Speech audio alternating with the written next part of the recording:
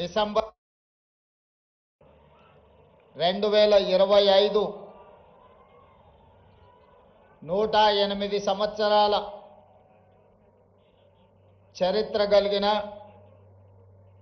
భారతదేశంలోనే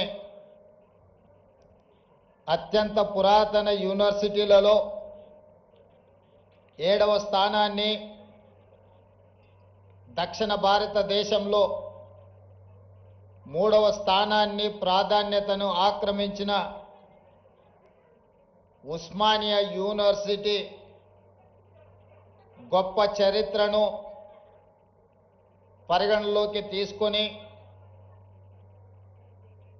వేలాది మంది ఉస్మానియా యూనివర్సిటీ విద్యార్థులు యూనివర్సిటీ వైస్ ఛాన్సలర్ గారు, ఆర్ట్స్ కళాశాల ప్రిన్సిపల్ గారు, అధ్యాపక సిబ్బంది, పూర్వపు విద్యార్థులు, నేడు చదువుకుంటున్న విద్యార్థులు వేదిక మీద దాదాపుగా 60 సంవత్సరాల ఉస్మానియా యూనివర్సిటీకి సజీవ సాక్ష్యంగా ఉన్న పెద్దలు కేశవరావు గారు, మీడియా మిత్రులు,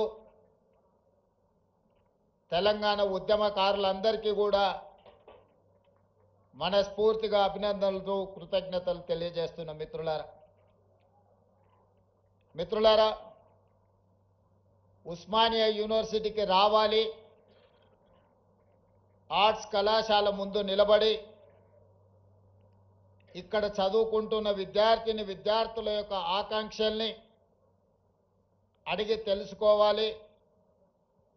ఒకనాడు తెలంగాణ ఉద్యమ సందర్భంగా ఈ వేదిక మీద నుంచే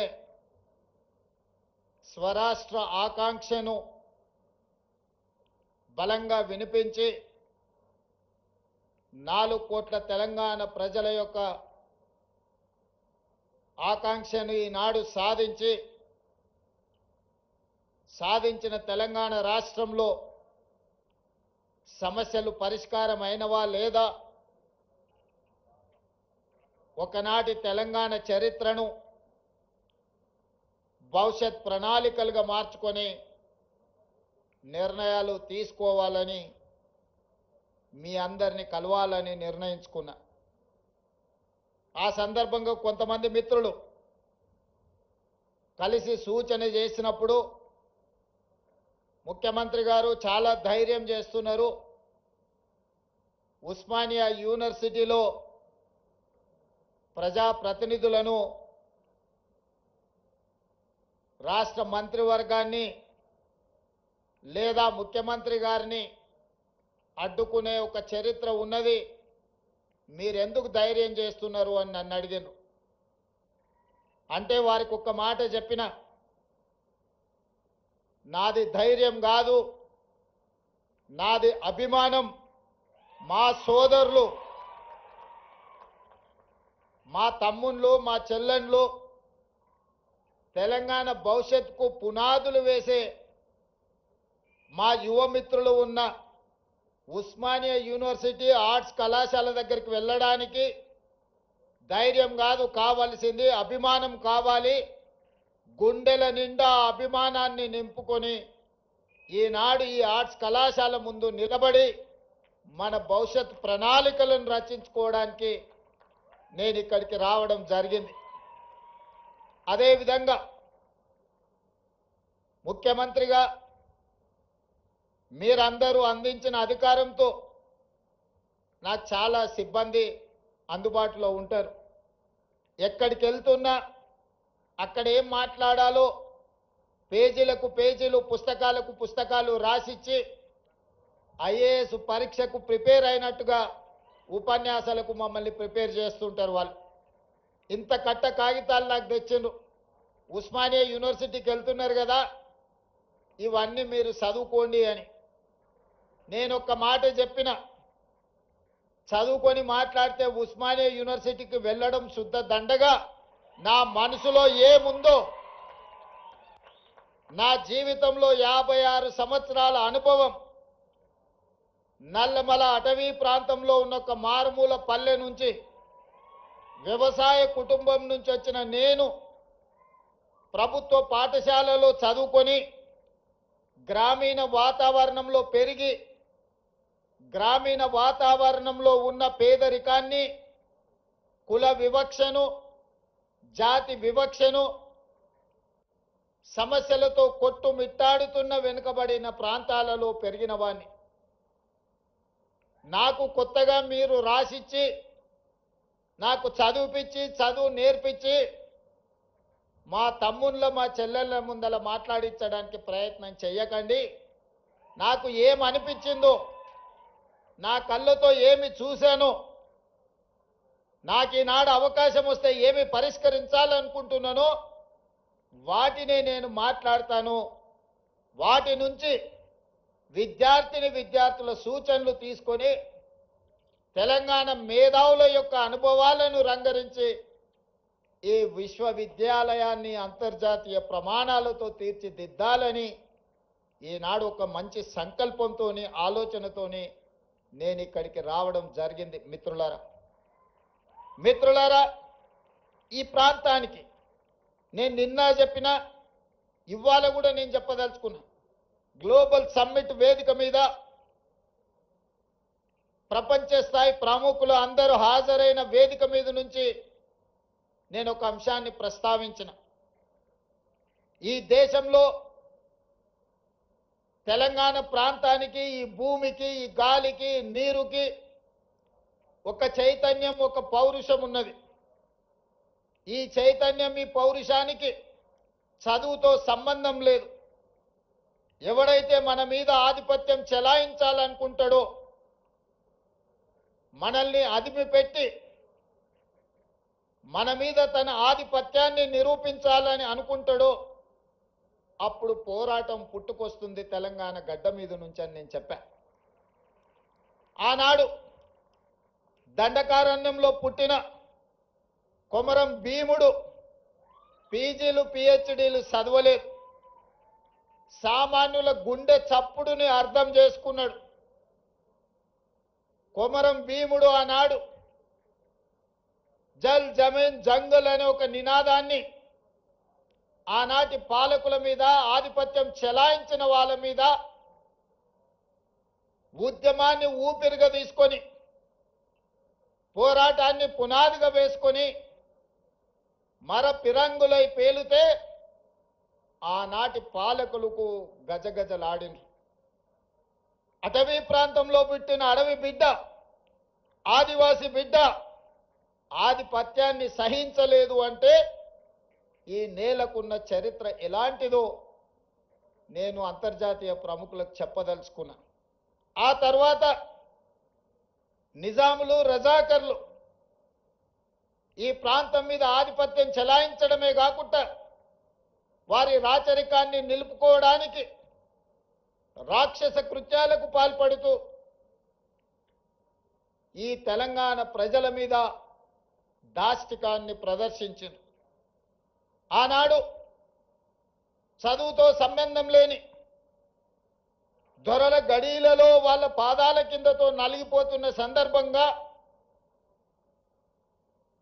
రైతులంతా ఏకమై సాయుధ రైతాంగ పోరాటాన్ని నిర్మించి భూమి కోసం, భుక్తి కోసం, విముక్తి కోసం ఆకాశమంత ఎత్తున ఉద్యమాన్ని చేపట్టిన చాకలి ఐలమ్మ, దొడ్డి కొమరయ్య ఇలాంటి పోరాట యోధులు మనుల కోసమో, మాణిక్యాల కోసమో, మక్తాల కోసమో, జమీన్ల కోసమో, జాగీర్దార్ భూముల కోసమో కొట్లాడాలి.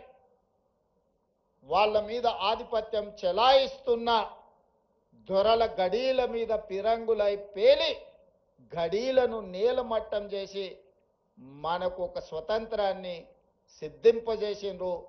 సాయుధ రైతాంగ పోరాటం అది. ఆ తర్వాత ఉమ్మడి రాష్ట్రంలో మంచి జరుగుతుందని, సామాజిక సమస్యలు పరిష్కారం అవుతాయని, తద్వారా మన జీవన ప్రమాణాలు పెరుగుతాయని 6 దశాబ్దాలు ఎదురు చూసినాం. ఆశించిన ఆకాంక్షలు మన ఆలోచనలు నీరు గారిపోవడంతో ఇక పోరాటమే ఊపిరిగా ఈ పోరాటం ద్వారా అయినా మన సమస్యలు శాశ్వతంగా పరిష్కారం కావాలి, ఇక దానికోసం నడుము బిగించాలని ఉస్మానియా కాకతీయ యూనివర్సిటీల విద్యార్థులు నడుము బిగించారు. మొదటి దశ తెలంగాణ ఉద్యమం కావచ్చు, మలి దశ తెలంగాణ ఉద్యమం కావచ్చు. మొట్టమొదట దండకారణ్యంలో ఒక విప్లవం పుట్టే రెండవసారి నల్గొండ లాంటి జిల్లాలలో గ్రామాలలో భూమి కోసం, భుక్తి కోసం, విముక్తి కోసం పోరాటాలు పుట్టినాయి.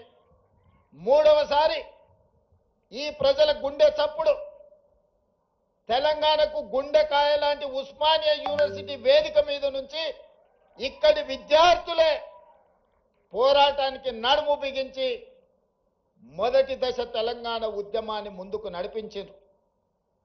ఆనాడు తెలంగాణ ఉద్యమ సమస్య శాశ్వత పరిష్కారం జరగకపోవడం వల్ల వందలాది మంది ఈ యూనివర్సిటీలో చదువుకున్న విద్యార్థులు అడవి బాట పట్టిర్రు, నక్సల్ బరి ఉద్యమాలను నడిపించారు. అందులో నుంచి పుట్టుకొచ్చిన వాళ్ళే గద్దరన్న లాంటి వాళ్ళు ఎంతో మంది ఈ సమాజానికి దిక్సూచులైన వాళ్ళే కాదు. ఈ ఉస్మానియా యూనివర్సిటీ గొప్ప ఆర్థిక మేధావి పివి నరసింహారావు గారిని, ఉత్తమ పార్లమెంటేరియన్ జైపాల్ రెడ్డి గారిని, పోరాటాలకు స్ఫూర్తినిచ్చిన జార్జ్ రెడ్డిని, ప్రజా యుద్ధ నౌక గద్దరన్నను ఈ యూనివర్సిటీ మనకు ఒక గొప్ప వరంగా ఇచ్చింది. చాలా మంది మేధావులు, ప్రపంచంలోనే గుర్తింపు పొందిన జ్ఞానులను ఈ యూనివర్సిటీ మనకు అందించింది. ఈ యూనివర్సిటీ మలిదశ తెలంగాణ ఉద్యమంలో మనల్ని అందరినీ ముందుకు నడిపింది.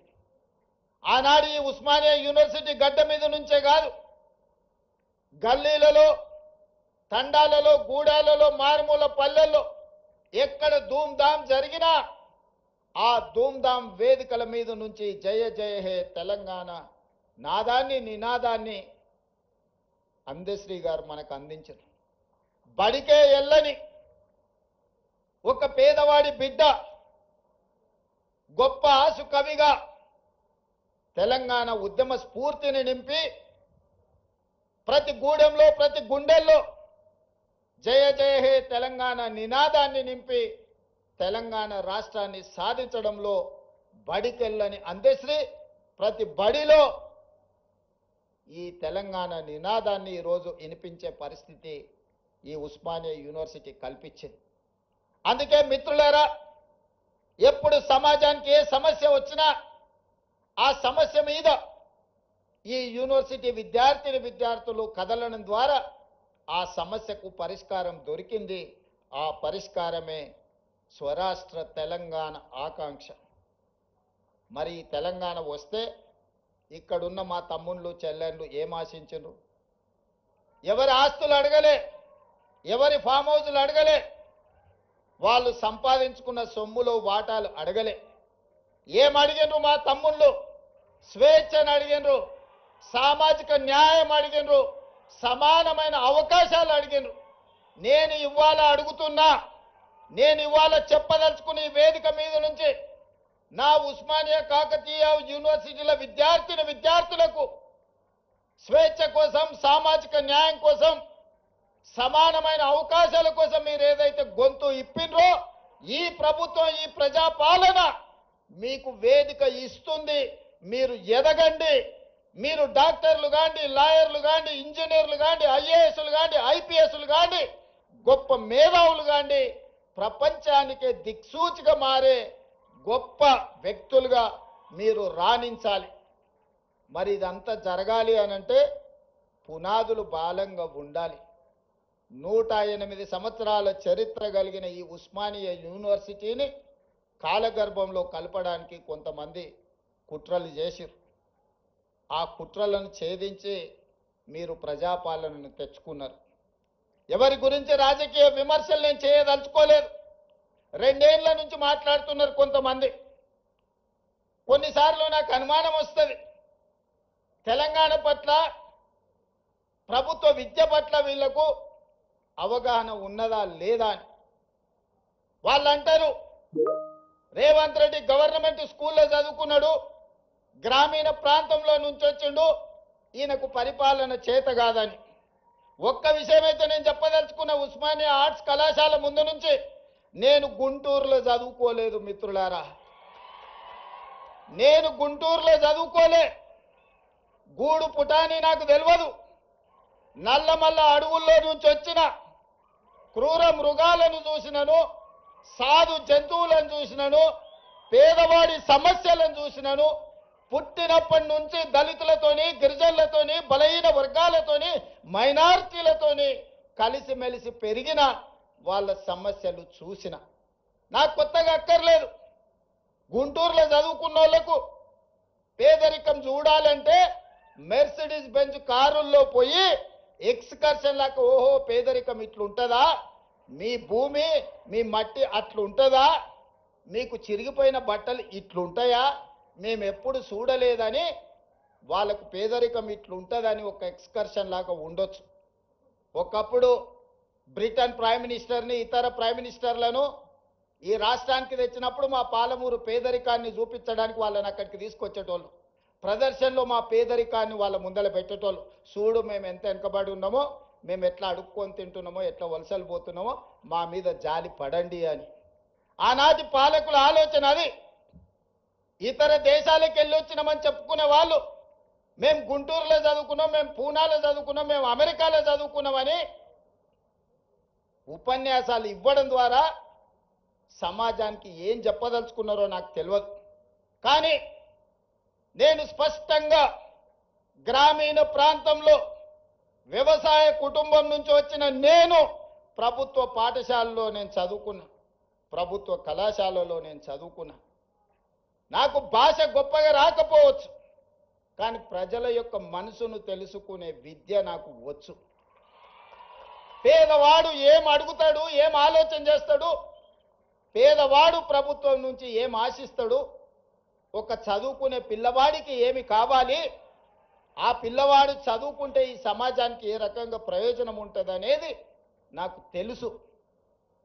అందుకే ఇవాళ ఎవరు వచ్చినా, ఎవరు ఎన్ని రకాల ప్రాధాన్యతలు ఇచ్చుకున్నా, మొట్టమొదటి ప్రధానమంత్రి పండిత్ జవహర్లాల్ నెహ్రూ గారు స్వతంత్రం వచ్చిన తర్వాత ప్రధానమంత్రిగా బాధ్యతలు చేపట్టేటప్పుడు మహాత్మా గాంధీ గారిని కలిసిండు. బాబూజీ, నేను ప్రధానమంత్రిగా బాధ్యత తీసుకుంటున్నా, మీరు నాకు ఇచ్చే సలహా ఏమిటి అని మహాత్మా గాంధీ గారు ఒక మాట చెప్పారు.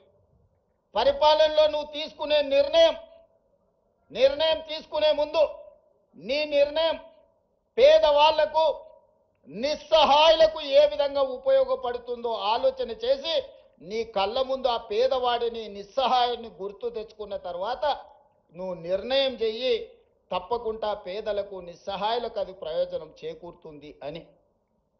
ఆ స్ఫూర్తి ఈనాడు మేము తలుసుకున్న మా ప్రభుత్వం తీసుకునే ఏ నిర్ణయమైనా పేదవాడికి ఏ విధంగా ఉపయోగపడబోతుందో, నిస్సహాయులకు ఏ విధంగా సహాయాన్ని అందించబోతుందో, నిలబడడానికి శక్తి లేని వాళ్ళను నిటారుగా సొంత కాళ్ళ మీద నిలబెట్టడానికి అవసరమైన ప్రణాళికల్ని మా ప్రభుత్వం, నా సహచర మంత్రివర్గంలో అందరం కలిసి ఈనాడు నిర్ణయం తీసుకుంటున్నాం. అందులో భాగంగానే ఉస్మానియా యూనివర్సిటీకి ఆగస్టులో వచ్చినప్పుడు నేను చెప్పిన, ఒక ఆయన సవాలు విసిరిండు, శాతనైతే ఆర్ట్స్ కాలేజ్ దగ్గర పోయిరా అని.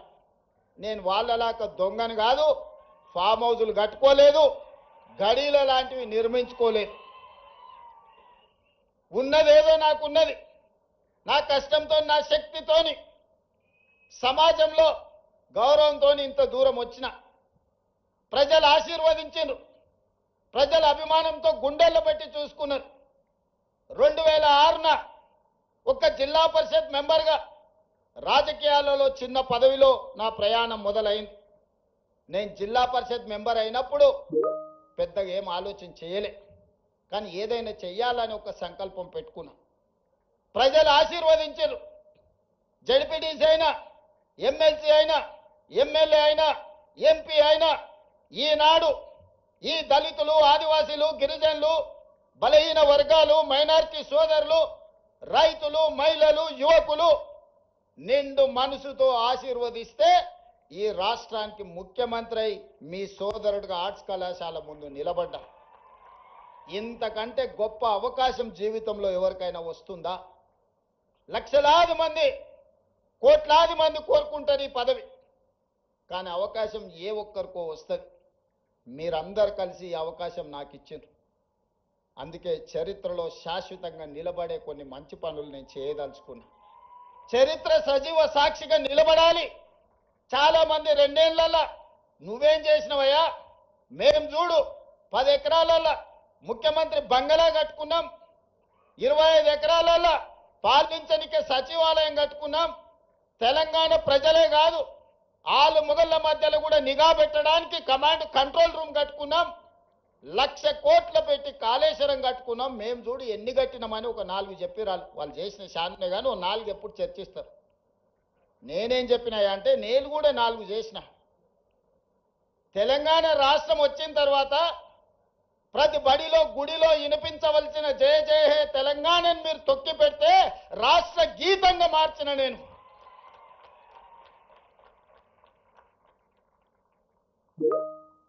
ఆనాడు తెలుగు తల్లి ఎవరికి రా తల్లి, నాకు అన్నం పెట్టిందా, నా కడుపు నింపిందా, ఎవరికి కావాలిరా తెలుగు తల్లి అని ప్రగల్భాలు పలికిన గొప్ప మాటలు మాట్లాడిన వాళ్ళు 10 ఏళ్లలో ఈ సమాజానికి తెలంగాణ తల్లి ఎట్లుంటుందో బహుజనుల తెలంగాణ తల్లిని వాళ్ళు ఆవిష్కరించలేకపోయినారు.